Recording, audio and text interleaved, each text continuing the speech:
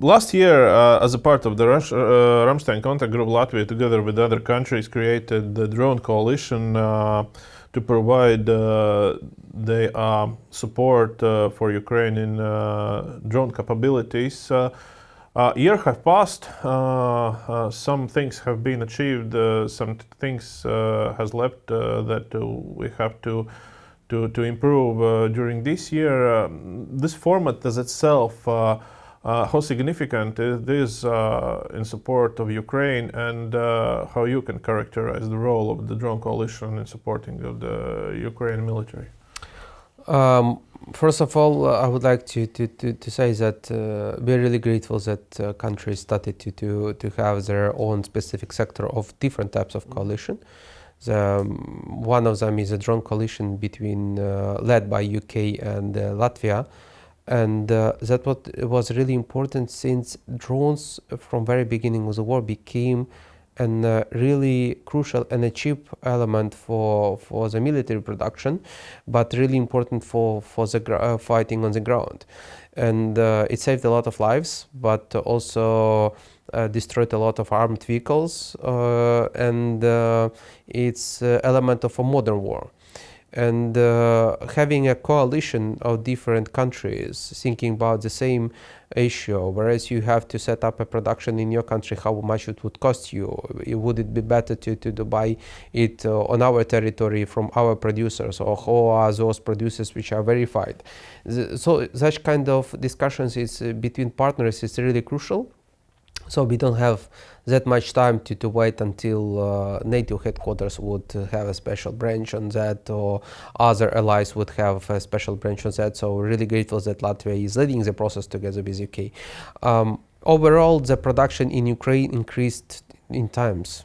Yes. I mean, so we are doing a lot. The figure shows that very well. And so it means that we have more than 200 companies producing drones on territory of Ukraine, different types.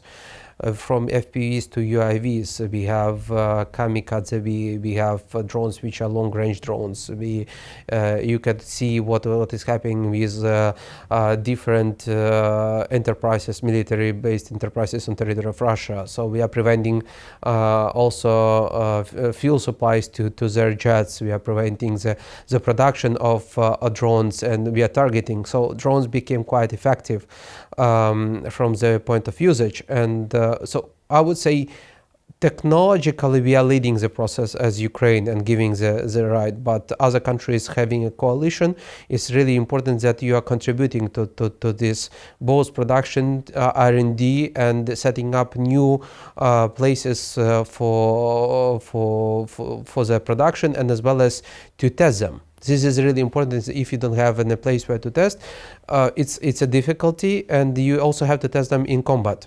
Mm-hmm. So it means that it's only a combination between Ukraine and other partners. Companies are effective only when they have some production elsewhere. They can maximize it, so the numbers could rise immediately in some period of time. They're independent in the elements of this production, and they also have a permanent feedback from the ground. Mm-hmm. So this is a win-win for everyone, and so it's so technologically upgrading every day, so that you have to every time be there on the ground and having a feedback. We have this coalition.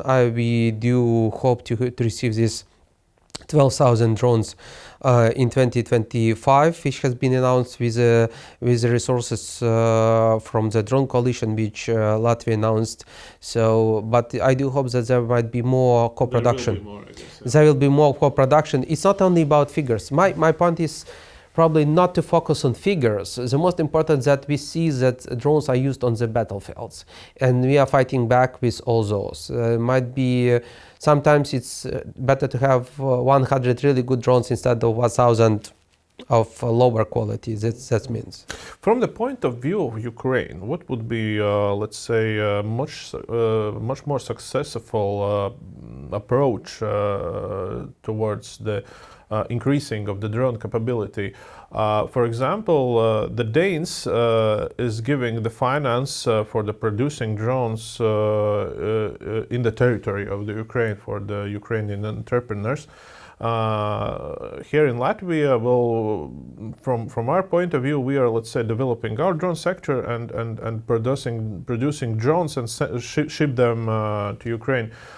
Which model would be, let's say, more preferable from the point of view of Ukraine, in your opinion?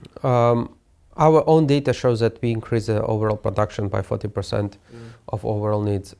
It means that we are quite effective in producing weapons. For sure, as a priority would be to have more resources injected into the local companies which are near to the ground and could be delivering faster. But it's not only the unique case when someone asks that you should give us money and we can do it on our own. Even Latvian companies, when they produce drones, where do they take understanding and data and experience? Of course, they go to Ukraine. That's actually that they go to Ukraine. They have some Ukrainian engineers and Ukrainian soldiers which are giving feedback. It means that Latvian made doesn't mean that it's only tested in Latvia and you have a unique experience here. So they're taking from the ground. They are upgrading it. So it's always a combination of joint efforts with the Ukrainian counterparts. So the answer to it is that more partnerships between the producers, both in Ukraine and in Latvia, more effective production is and the quality is. So here couldn't be the only answer, but give us the whole amount of resources and we will do it on our own. Because you have also to produce enough resources and production to have production here on territory of Latvia for the sake of insurance in future, that you have a technology. And combination here is to support both sides.